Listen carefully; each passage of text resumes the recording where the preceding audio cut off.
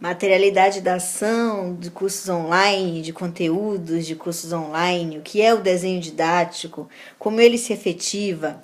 Então, neste tópico específico, situações de aprendizagem, eu costumo dizer que uma situação de aprendizagem é a vida, né? O coração do desenho didático. Os conteúdos, na prática, né, na verdade, na prática, a gente não separa muito bem conteúdos de situações de aprendizagem. Mas os conteúdos geralmente compõem o material base para estudo, para autoestudo, né? Por mais que a gente fale de aprendizagem colaborativa, ninguém aprende pelo outro, né? Quem aprende é Edmeia, quem aprende é Maria, João, José, Nina, Marco, Mayra, Elmara, Maristela, Leonel, Leia, né? Rose.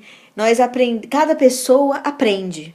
Só que essa aprendizagem ela acontece na cultura, na imersão com outros praticantes culturais, com outras pessoas, objetos técnicos, com o próprio meio. O contexto da aprendizagem é colaborativo. Só que cada pessoa aprende, né? A partir disso.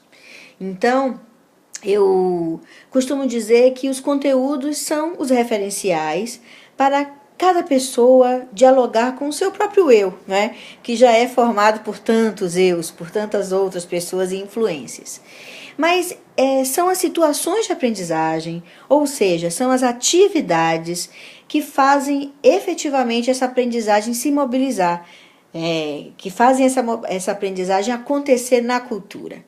Então, como pensar situações de aprendizagem para cursos online? Né? Será que basta fazermos a transposição daquilo que fazíamos nas práticas presenciais para ambientes virtuais? Será que tem sentido falar de educação online simplesmente convidando o aluno para a leitura e depois para que ele se submeta a exames, por exemplo, né? Nas práticas de EAD, mediadas por tecnologias massivas, basicamente as atividades, as situações de aprendizagem eram sustentadas no princípio do autoestudo, né? Do aluno ter contato com o material didático e produzir, né? Deixar o seu rastro, a sua representação do que foi aprendido, ou num exame ou numa atividade individual.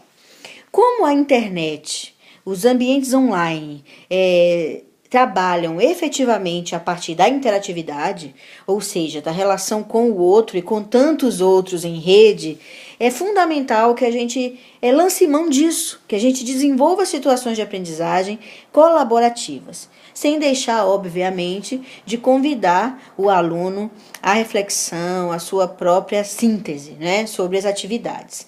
Então, neste penúltimo tópico, né, do nosso roteiro de videoaula, vamos falar um pouco de situações de aprendizagem. Como eu disse, né, no tópico interfaces para cursos online, interfaces, falamos de plataformas, mídias sociais, ambientes virtuais, a gente colocou a interface como locus da comunicação e da sala de aula. Então, o desafio é criar situações didáticas interessantes para que a gente possa habitar estas interfaces. E a criatividade não tem limite, né? O nosso desafio é exatamente criar, ir além de leia o texto, leve a sua dúvida para o fórum. Ou só leve para o fórum uma dúvida. Quer dizer, o fórum de discussão é uma interface que pode agregar uma situação de aprendizagem bastante diferente. Podemos fazer estudos de caso, trabalhar com leituras de imagem, convidarmos o aluno a tensionar e a discutir mais densamente o conteúdo. Podemos criar situações de aprendizagem, podemos transformar um fórum num portfólio, onde o aluno possa colecionar e comentar suas principais produções. Enfim, o limite é a nossa própria criatividade. Então, vamos agora falar um pouco sobre os potenciais diferenças e limites de algumas situações de aprendizagem. Então, a gente, assim como as interfaces, as situações de aprendizagem podem ser síncronas ou assíncronas. Em cursos online, onde a gente conta, né, com uma diversidade de possibilidades, é interessante o maior investimento em situações de aprendizagem assíncronas, ou seja, o tempo existencial, o cronos, né, e o espaço da aprendizagem, ele pode ser gerido de acordo à agenda, né, e as possibilidades concretas do cursista. Então, como vocês podem acompanhar aí no slide sobre interfaces e situações de aprendizagem, a gente cita alguns exemplos de situações de aprendizagem assíncronas. Então, fórum de discussão, uso de portfólios, blogs, interfaces das mídias sociais. Cada vez mais é comum a criação de grupos nas redes sociais para debates.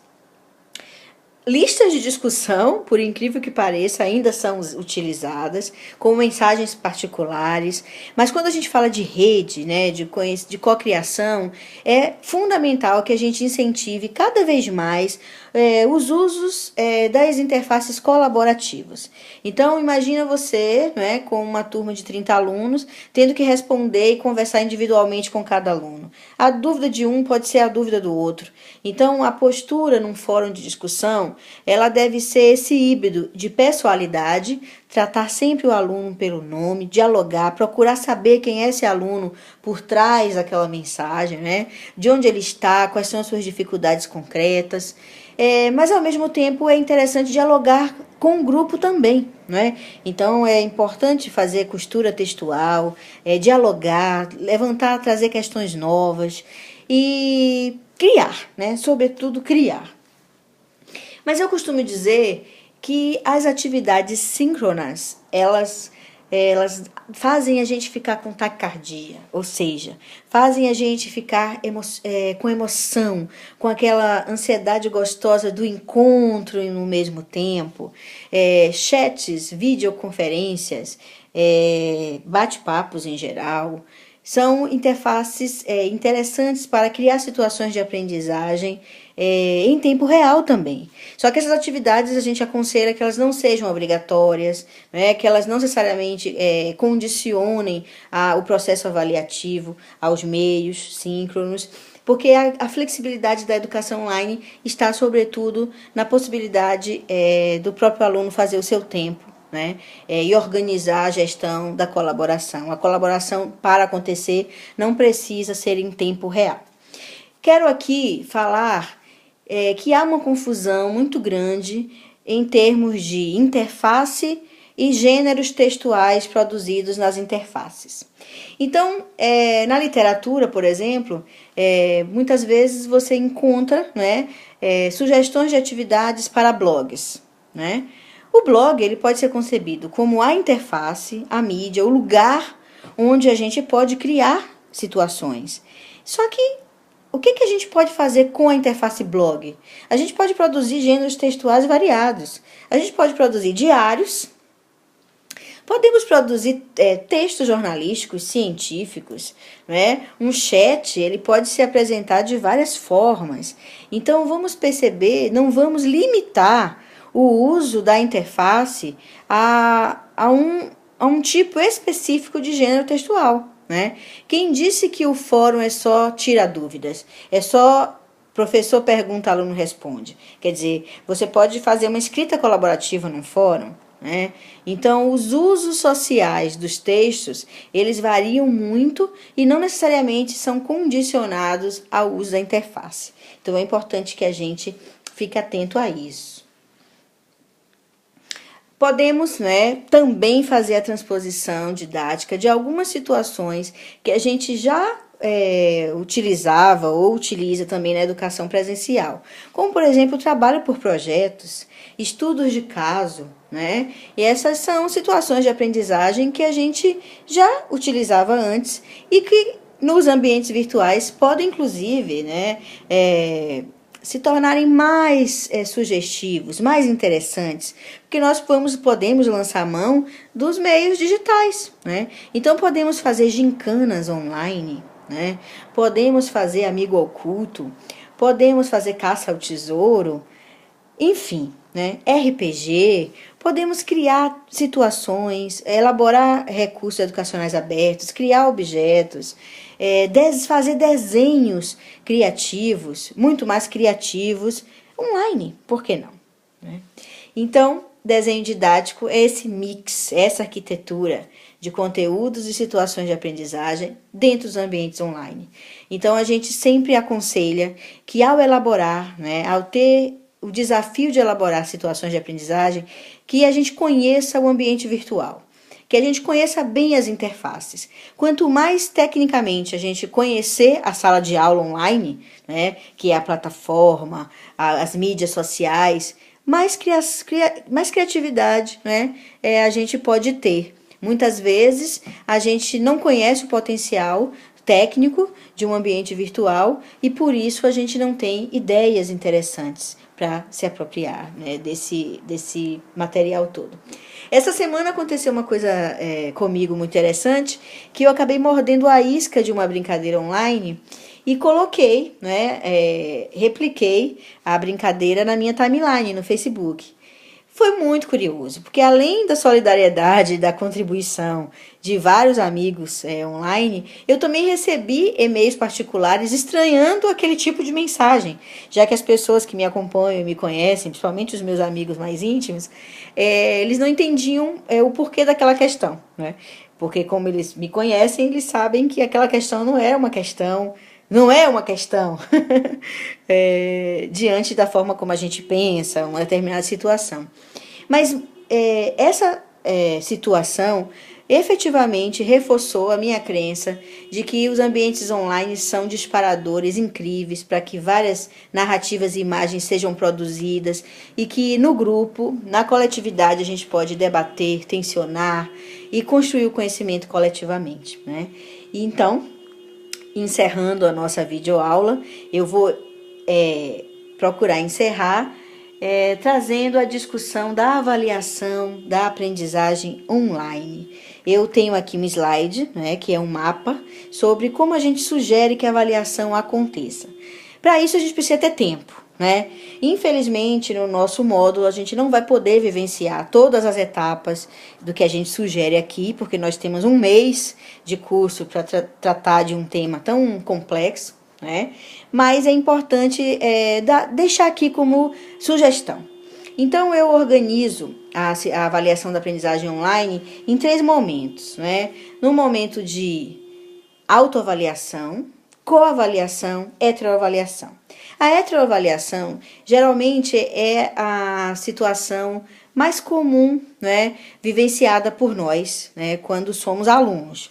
Então, é comum que a gente deixe a marca do que a gente conseguiu aprender, materializada num trabalho, num exame, e o professor, como agente mais experiente daquela situação, nos dá feedbacks, né? Ou pelo menos deveria nos fornecer feedbacks sobre o que não aprendemos bem, o que poderíamos aprender um pouco mais. A gente deve sempre contar com o papel do professor nesse sentido, da mediação. A gente não entende a avaliação como um momento de final, inclusive a gente entende a avaliação como um momento, como o processo como um todo. As diversas atividades que acontecem no ambiente virtual de aprendizagem são efetivamente dispositivos de avaliação também, né? Então, é comum que o professor nos avalie o tempo inteiro. E é comum também que o aluno avalie o professor, principalmente ao final da sua prática, né? Seria interessante que a gente instituísse, ao longo do processo, momentos para que o aluno pudesse avaliar o professor, para que o professor possa repensar a sua prática enquanto o curso ele se desenvolve e acontece. Mas é importante a gente investir, sobretudo, na autoavaliação também, né? Então, neste nosso curso, a gente conta com a colaboração de cursistas que são profissionais, que já têm uma carreira, que estão em formação contínua. Então, é importante que você também reflita sobre o seu processo de aprendizagem.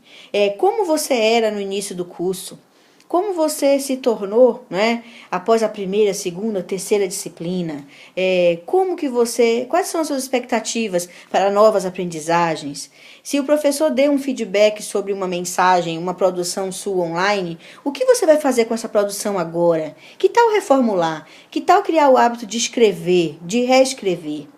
Mas é importante também a gente contar com a coavaliação, que é a avaliação do colega, do nosso par mais direto, né?